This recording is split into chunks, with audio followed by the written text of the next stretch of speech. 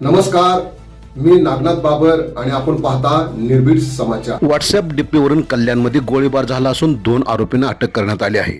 ठाणे जिल्ह्यातील कल्याणमध्ये व्हॉट्सअप डीपीवरून सुरू झालेला वाद थेट गोळीबारापर्यंत पोहोचल्याची धक्कादायक घटना समोर आली आहे। प्रतिस्पर्धी गटातील तरुणासोबतचा फोटो डीपीवर ठेवल्याच्या रागातून एका तरुणावर गोळीबार करण्यात आला।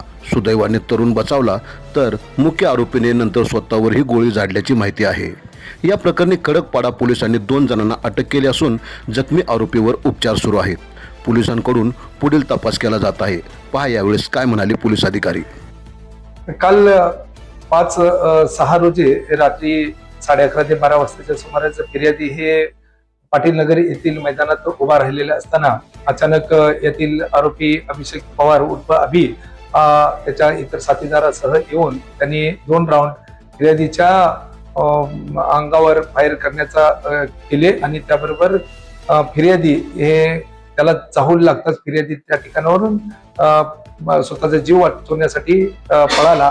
त्याच्यानंतर त्या आरोपीने स्वतः त्याच्या आणलेल्या वेपन मधून आपल्या डाव्या हाताच्या दंडामध्ये एक गोळी मारून स्वतःला जखमी करून घेतलेले।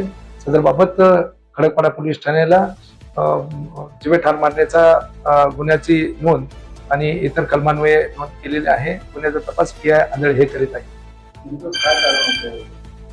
त्यातील जो आरोपी आहे, आरोपीचा जो विरोधक आहे सोन्या साळुंके म्हणून, त्याचा स्टेटस हा यातील फिर्यादीने आपल्या मोबाईल मध्ये ठेवल्याचा त्याला राग आला व यापूर्वी झालेल्या भांडणाचा राग, अशा दोन्ही कारणामुळे हे घटना गुन्हा केल्याची समोर येत आहे। याबाबत अधिक खोलात जाऊन तपास करीत आहे।